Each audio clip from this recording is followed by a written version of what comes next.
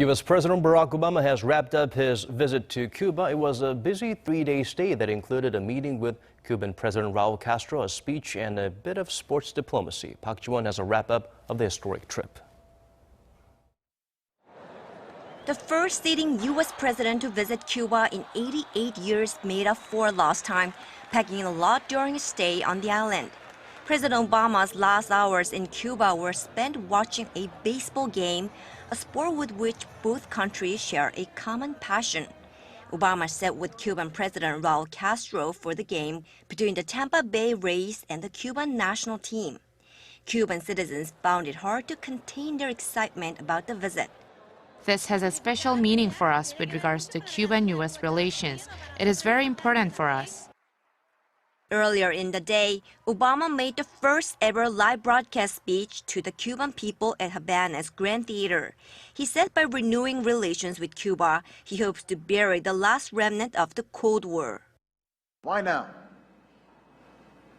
There is one simple answer. What the United States was doing was not working.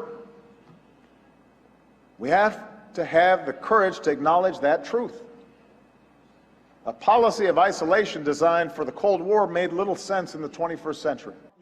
Despite their economic and political differences, Obama stressed the common heritage between the countries and said they will soon begin cooperation in various fields such as agriculture, education, and law enforcement. Obama also stressed the value of democracy and human rights and reconciliation. I believe that every person should have the freedom to practice their faith peacefully and publicly. And yes, I believe voters should be able to choose their governments in free and democratic elections. Obama held a private meeting with Cuban dissidents and civil society leaders, including independent journalists and a gay rights advocate, at the U.S. Embassy on the same day. In December last year, Obama and Raul Castro announced the historic ending of their 56-year-old estrangement since Cuba's 1959 revolution. President Obama is now in Argentina for summit talks with the South American country's new president, Mauricio Macri. Park Ji-won, Arirang News.